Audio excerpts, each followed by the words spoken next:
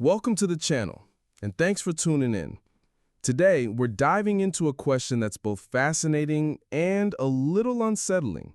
How have smartphones changed the human brain? Not just our habits, but the wiring, the chemistry, the way we think, feel, and behave. This isn't just about being addicted to screens. It's about how a piece of glass and code in our pockets has quietly reshaped our psychology on a massive scale. Let's start with something you already know, but probably underestimate: notifications. Every buzz, ping, or vibration is a carefully engineered stimulus. It's not random.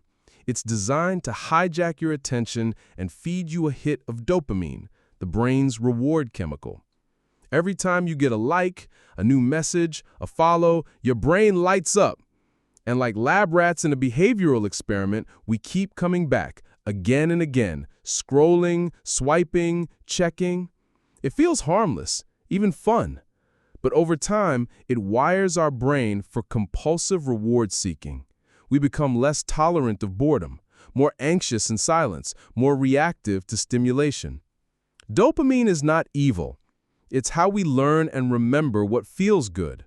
But smartphones flood the brain with micro rewards in ways that real life can't compete with. Talking to someone face-to-face doesn't give you a glowing heart icon. Waiting in line at the grocery store doesn't release dopamine, but checking your phone does. Over time, this shifts the brain's baseline. The mundane becomes unbearable. Real conversations start to feel like a chore. We chase fast dopamine and lose patience for anything that takes effort or time. And speaking of time, what happened to our attention spans? A study from Microsoft once claimed that humans now have shorter attention spans than goldfish. That may be an oversimplification, but the trend is real. We skim, we scroll, we tap away from videos in under 8 seconds if they don't grab us. The smartphone didn't invent distraction, but it's perfected it. Apps are optimized to keep you moving, not thinking deeply. Algorithms reward outrage, speed, and novelty. Our brains, trying to keep up, adapt by pruning focus, shortening thought loops, and deprioritizing long-term reflection. The result? We find it harder to read books, to sit through movies without checking our phones, to be present in conversations. We interrupt ourselves. We open apps mid-task without knowing why. It's like our minds are in a state of permanent partial attention, never fully here, never fully there, just ping-ponging between tasks, dopamine hits, and mental fog. What's worse, we mistake this for productivity. We think multitasking means we're getting more done, when in reality, it fragments our focus and kills deep work. Studies show that task switching depletes cognitive resources. Every time we shift attention, it takes the brain up to 20 minutes to fully re-engage. So if you're checking Instagram between paragraphs or switching songs while writing emails, you're training your brain to live in distraction. And this isn't just personal, it's cultural. We've normalized it. Entire generations are growing up without life before the scroll. Kids are being raised on screens before they can speak.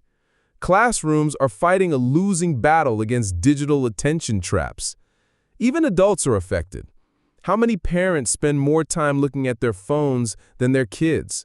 How often do we sit in silence without reaching for a screen?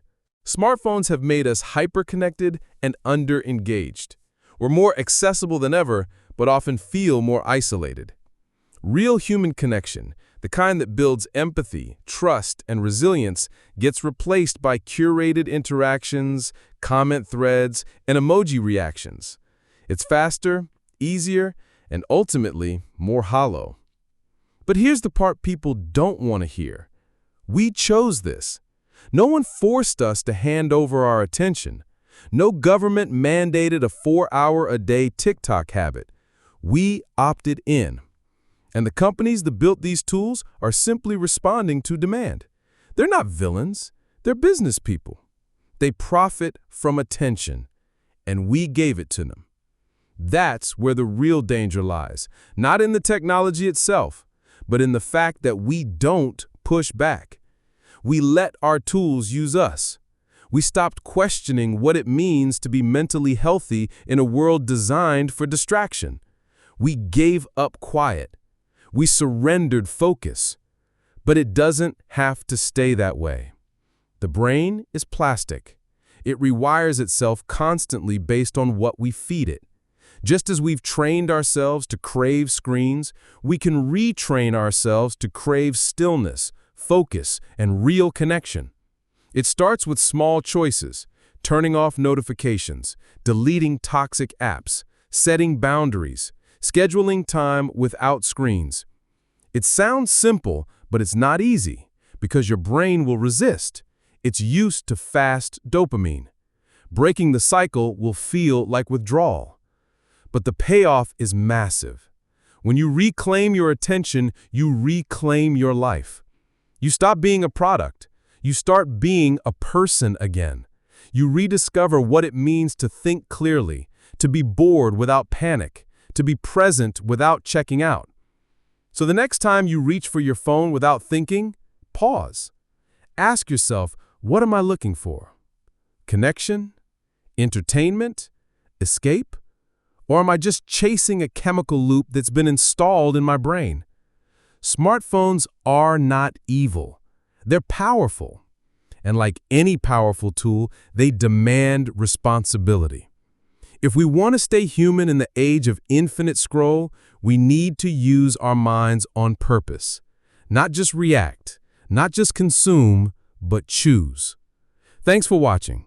If you found this video helpful or thought-provoking, give it a like, share it with someone who needs to hear it, and don't forget to subscribe for more content like this.